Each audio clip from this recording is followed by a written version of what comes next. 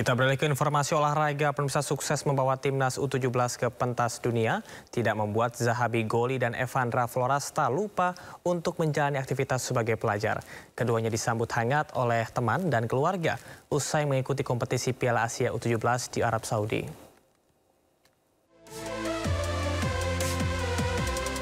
Keinformasi seputar pemain timnas Indonesia, pemirsa. Pemain timnas Indonesia U17 kini telah menjalani aktivitas layaknya seorang pelajar. Baru-baru ini ada momen pemain timnas U17, Evandra Florasta, yang terekam sudah kembali bersekolah di SMA N 1 Tumpang, Malang, Jawa Timur. Gelandang skuad Garuda Muda ini tengah menempuh pendidikan kelas 11 bersama murid lainnya. Bahkan saat di jam istirahat, Evandra Florasta mentraktir teman sekelasnya dengan makan mie usai berhasil mengantarkan timnas Indonesia U17 lolos Piala Dunia U17.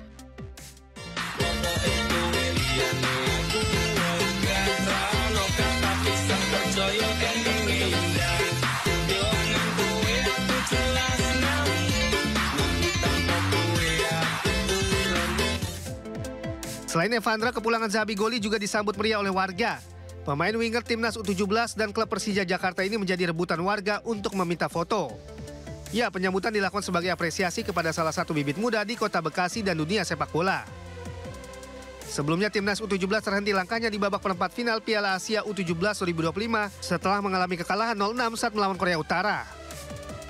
Namun timnas U17 di fase grup meraih poin sempurna setelah menang melawan Korsel, Yaman, dan Afghanistan sehingga berhasil lolos ke Piala Dunia U17 2025 mendatang.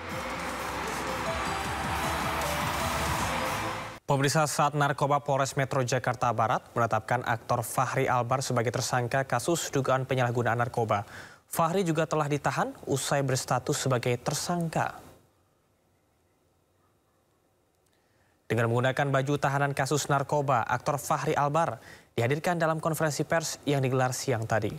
Kapolres Metro Jakarta Barat Kombes Pol Twedi Aditya Benyahdi mengungkapkan berdasarkan hasil tes urin, Fahri Albar positif mengonsumsi beberapa jenis narkoba. Fahri juga disebut menggunakan narkotika untuk kebutuhan pribadi dan menenangkan pikiran. Kemudian tim berjalan menuju ke TKP dan melakukan penangkapan terhadap saudara FA. Pada saat penggeledahan ditemukan barang bukti 2 paket plastik tip berisikan narkotika jenis sabu dengan berat bruto 0,65 gram. 1 paket plastik tip berisikan narkotika jenis ganja dengan berat bruto 1,11 gram. 2 linting berisikan narkotika jenis ganja dengan berat bruto 0,94 gram. 1 buah botol kaca berisikan narkotika jenis kokain dengan berat bruto 3,96 gram. 27 butir pil alprazolam 1 mg, 4 buah cangklong kaca bekas pakai, 2 potong plastik, 1 buah botol bom plastik dengan tutup botol sudah dimodifikasi, 1 buah sendok besi kecil, 4 buah korek api modifikasi, 1 buah tas warna biru, 1 unit handphone berwarna hitam. Kemudian juga terhadap saudara FA sudah dilakukan tes urin untuk metamfetamin positif, amfetamin positif, benzodiazepin positif.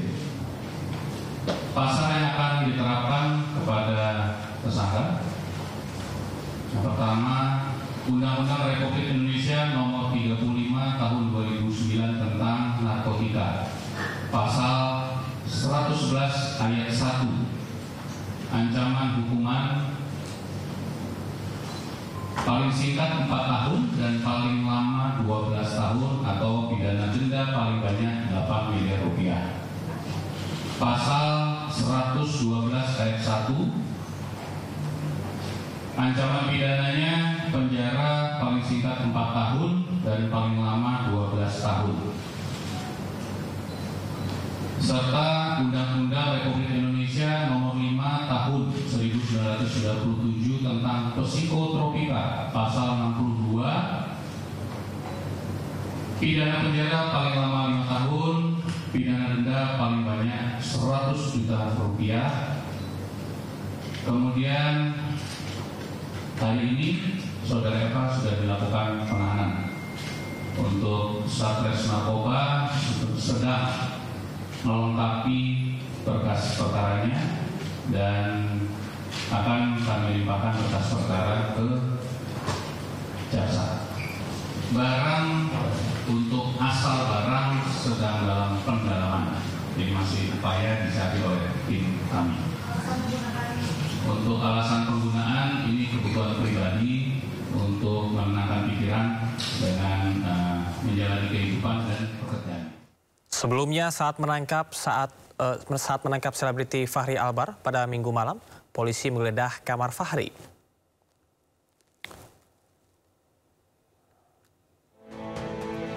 Inilah detik-detik penggeledahan yang dilakukan polisi di rumah Fahri Albar di kawasan Cirende, Jakarta Selatan.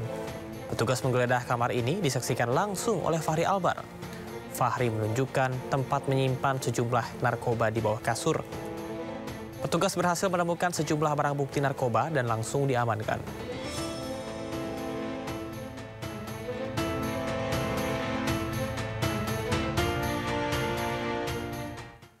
Sidang perdana gugatan terhadap Presiden ke-7 Republik Indonesia Joko Widodo digelar hari ini.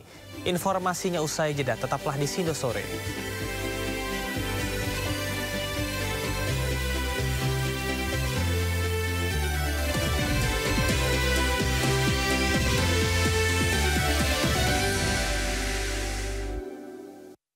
Pemirsa, kita beralih ke mancanegara. Belasan wisatawan asal Indonesia terjebak di Pahalgam, kawasan Kashmir, India, usai penembakan brutal yang dilakukan kelompok bersenjata dan menewaskan 28 wisatawan. Pejabat pemerintah India menyatakan di antara wisatawan yang tewas berasal dari Italia, Nepal, dan Israel. Serangan penembakan brutal terjadi beberapa kilometer dari Pahalgam, kawasan wisata yang terletak di 90 km dari Srinagar, ibu kota Jammu dan Kashmir. Serangan menggunakan senjata ringan dan senapan otomatis. Belum ada kelompok yang menyatakan bertanggung jawab atas serangan tersebut. Wilayah pegunungan Jammu dan Kashmir yang mayoritas berpenduduk Muslim telah disengketakan sejak pemisahan India dan Pakistan tahun 1947.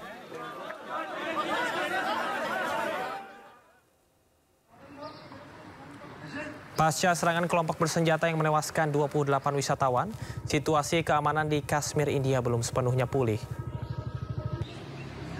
Warga dan pebisnis belum berani beraktivitas karena situasi belum kondusif pasca serangan kelompok bersenjata.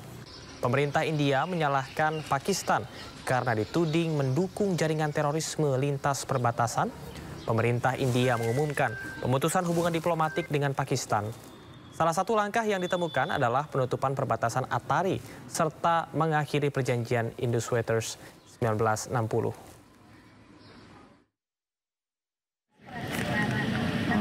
Saat insiden penyerangan terjadi, 11 wisatawan asal Indonesia sedang berada di sekitar lokasi kejadian, tepatnya di objek wisata Gulmarg. 11 wisatawan asal Indonesia terdiri dari 10 wanita dan 1 laki-laki, serta 1 orang tour guide. Meski sempat terjebak di sekitaran lokasi penembakan, kondisi mereka baik-baik saja dan sudah berkomunikasi dengan KBRI di New Delhi. Saat ini mereka sudah keluar dari zona merah untuk melanjutkan perjalanan ke tujuan berikutnya.